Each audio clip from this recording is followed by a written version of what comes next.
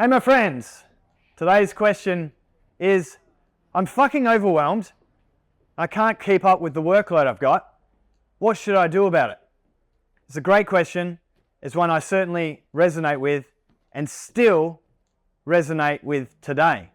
The thing is, no matter how big your trade business becomes, you're always going to have a lot that you're going to have to do as a business owner. For me, I didn't really have the awareness around this. I was just thrown in every direction for so many years. Over a decade of just having a lot of confusion, a lot of overwhelm, not really knowing what to do, and I never really had control of what was the right thing to do and when. And it wasn't until I learned how to start to say these things: no, delegate, automate, or increase your prices. These are the things that your options you have when you are overwhelmed. Now, one of the biggest things is we don't want to say no to people, especially if you've got work coming in. We don't really want to say no, do we?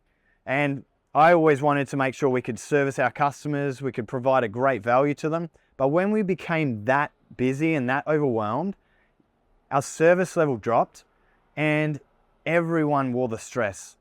The tradespeople wore the stress, the admin wore the stress, the ops manager wore the stress. Everyone wears the stress. When you're super busy, it feels like the world's crushing you. If you're resonating with that, chuck in the comments. Like I definitely felt like that, and I still feel like that today when I don't do these things. Now, it's really important that you learn how to say no to unideal customers or people that you can't service and know you can deliver a high value to. We want to make sure that you build an audience, your customer base around things that you know you're good at and things that you have planned out to do really well. Often I used to jump in and I would say, yeah, I'll give that a go. And I'd try and learn it. I'd try and figure it out. And so I'd do research and I'd try and learn all this stuff. But that took me away from my customer base that I had. I was taking on projects I didn't know how to do. And that caused a lot of issues because the customers that did count on me didn't have me there and our team. And so when we don't say no to those things, it becomes a huge distraction for us.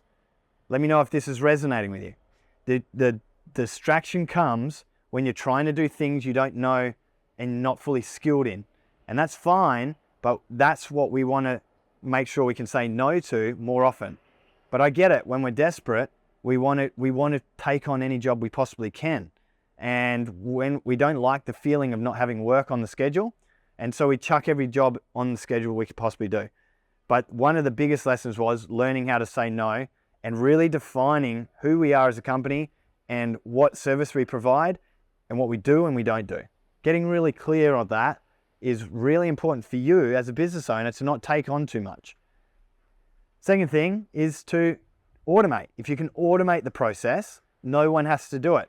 Automation is everywhere now. And there's great tools out there that can help you automate processes. We teach our Academy members all the time to automate processes like creating jobs into Simpro or creating tasks into your set list, automating email management, automating your phone call system. A lot of automation out there at the moment, which stops you needing to be the one to do it, and even your admin or your team doing it, if that's the team you have. And so for us, it was always about, can we automate first? How can we automate this process? Because all that does is it allows the team you have to do higher value tasks and creates more capacity for them. Robots aren't taking over. I hear that all the time. All it's doing is allowing the people to do higher skilled tasks, more responsibilities, and more capacity in each role. And it's a really great thing when you learn how to do that well. The next piece is to delegate. So delegate your responsibilities that you've taken on as a business owner. For me, that was something that I still need to check in with on myself all the time today. And that's what I was saying at the start of this. I still deal with this today.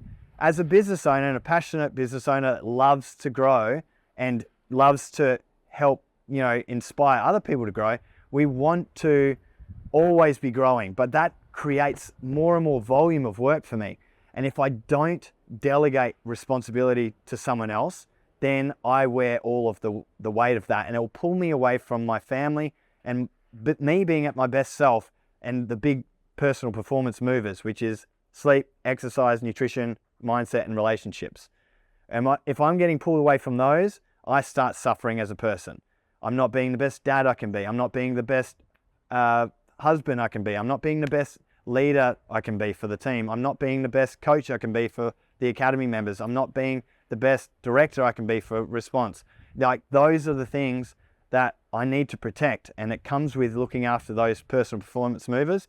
And if the growing of the business, the expanding of the business is pushing into those things that matter most to me, it's going to have a downstream effect on everyone. No one likes a grumpy boss. No grumpy pants here, all right? So we want to make sure that we delegate those responsibilities, empower your team to take those over.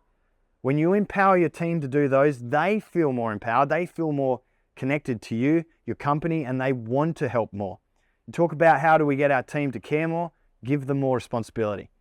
Make it clear and hand those responsibilities over, and it helps you grow as a team. You don't have to do it all as a business owner. And the final thing is, if you can't delegate, automate, or say no, increase your price. It's simple as that. Like, if you're in that high of a demand that you can't keep up, you need to increase your price. You're probably undercharging for what you do. If you're the only one that can do what you can do, there's a supply and demand issue. You need to cap it off your time as a business owner. Don't let it keep pushing out, because it's just going to push into your soul. Don't let it push into your soul. Make sure you increase your price if you're at capacity to control capacity.